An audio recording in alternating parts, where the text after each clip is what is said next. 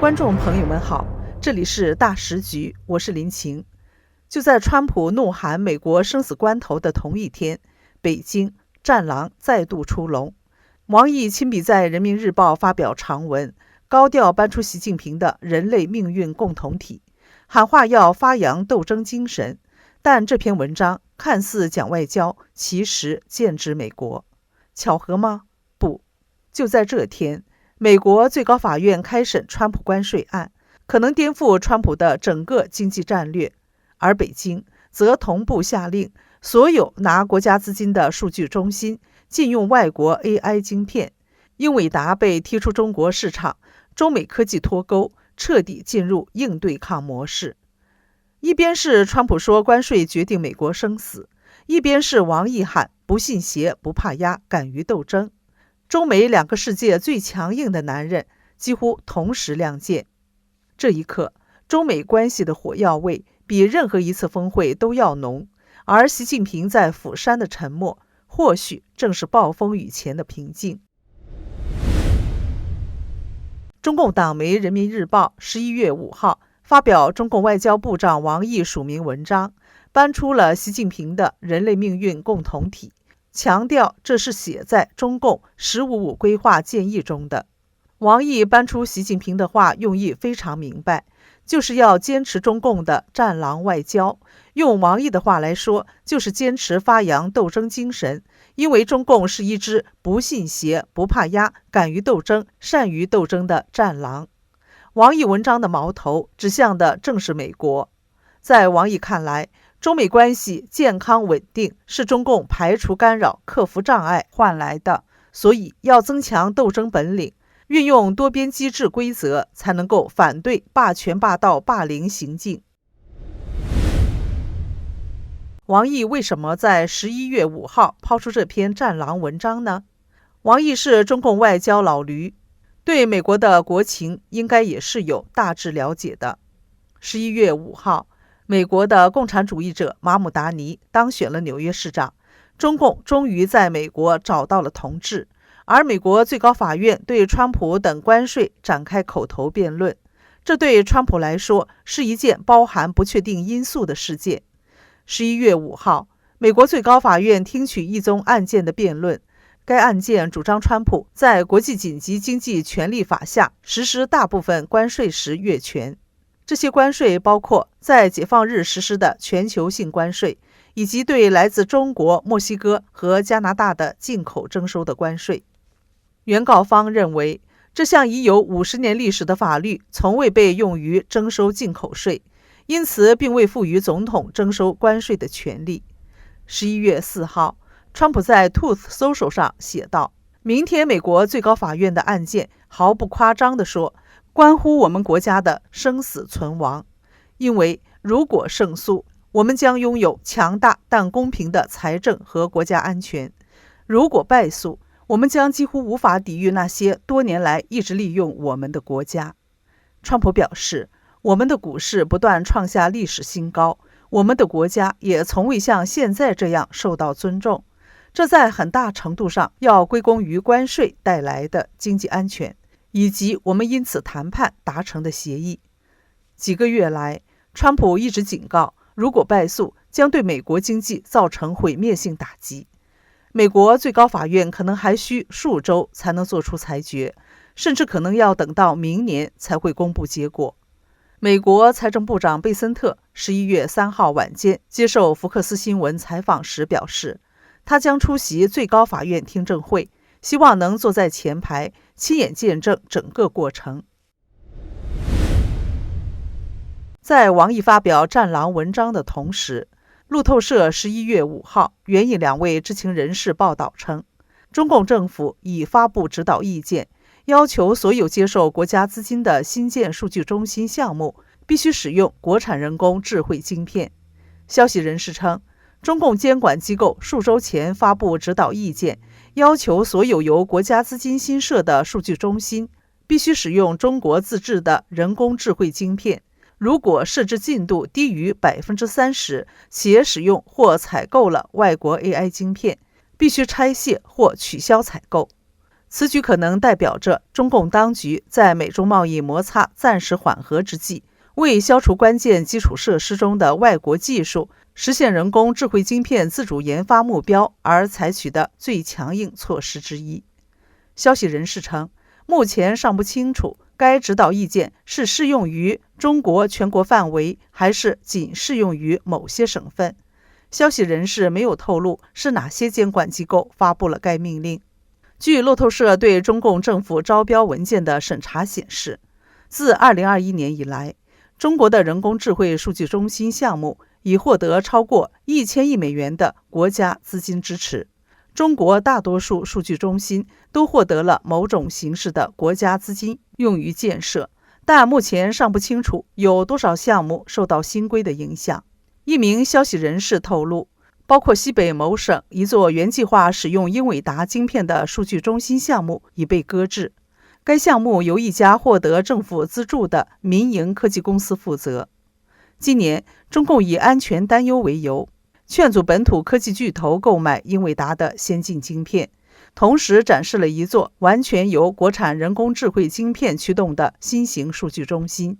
中共这项措施标志着中美科技更进一步的脱钩。英伟达将是中共这项举措最大的受害者，这将粉碎该公司重夺中国市场占率的希望，却为中国本土 AI 晶片厂商获取更多销售机会铺平道路。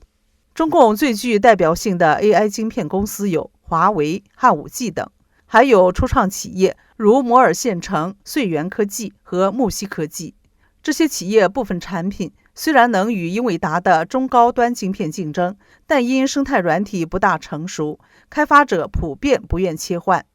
业内人士指出，中共这项政策虽然能显著提振国产晶片销量，但也可能进一步扩大中美在 AI 算力上的差距。目前，美国科技巨头微软、Meta 和 OpenAI 等已投入或计划投入数千亿美元建设搭载英伟达最先进晶片的数据中心。与此同时，中国龙头晶片制造商中芯国际因美国对半导体制造设备的制裁而面临产能受限问题，高端晶片生产仍受制约。英伟达首席执行官黄仁勋曾多次游说川普及其内阁，希望允许对华出售更多及更先进的人工智慧晶片。他坚称，让中国的人工智慧产业依赖美国硬体符合美方利益。据该公司称，英伟达目前在中国人工智慧晶片市场的份额为0，而在2022年，这一数字曾达到95%。即使达成协议，允许恢复向中国销售先进晶片，将英伟达等外国晶片制造商排除在大型国家项目之外，也会使其在中国市场的收入大幅减少。王毅在11月5号的文章特意提到了多边机制，用意似乎与他的下属谢峰的补锅是同一个套路，都是想扳回习近平出国韩国 APEC 峰会丢失的颜面。因为在韩国庆州举行的 APEC 峰会宣言上删除了多边主义一词。然而，光用语言补锅分量实在太弱，因为在韩国庆州 APEC 峰会上，台湾领袖代表林信义出场时，大会官方转播画面播放出台湾与中华民国国旗，说台湾是晶片领域竞争者。这个场面让与会者眼前一亮，却给了习近平一记无声的耳光，让他颜面无存。在整个峰会上，习近平与林信义没有互动。中共为了挽回颜面，借自己是下一届 APEC 峰会举办国的身份，给台湾穿小鞋。路透社报道，明年11月举办的亚太经济合作组织领导人峰会将选在中国深圳。中共声称，台湾如果要参加，必须遵守一个中国的原则。中共外交部新闻发言人毛宁11月5号在例行记者会上说，在一个中国原则下，作为地区经济体参加 APEC， 遵循 APEC 有关谅解备忘录的规定和惯例，这是中国台北参与 APEC 的政治前提。在这个问题上，中方的立场是明确和坚定的。中共国台办新任发言人张涵当天晚些时候也在北京表示，作为明年亚太经合组织活动的东道主，我们将按照一个中国原则和 APEC 有关谅解备忘录的规定和惯例处理台湾地区参与事宜。台湾地区和中国台北都是中共官方专门用语，因为中共不敢直面中华民国。中华民国外交部批评中共的附加条件违反承诺。11月5号，中华民国外交部长林佳龙接受媒体采访时表示，去年 APEC 在秘鲁开会时，中共争取次年主办权以书面承诺支持台湾平等参与，特别是出席者安全。他强调，中共对台湾明年赴深圳参加 APEC 峰会附加了条件，在国际上违反了当时的承诺。台湾将捍卫自身权利，也会协调理念相近的国家加以反制。中共上一次主办 APEC 峰会是在2014年。为习近平外交丧失颜面补锅的不只是王毅，就连美媒也在给习近平在韩国釜山与川普会面时没敢提台湾找台阶。《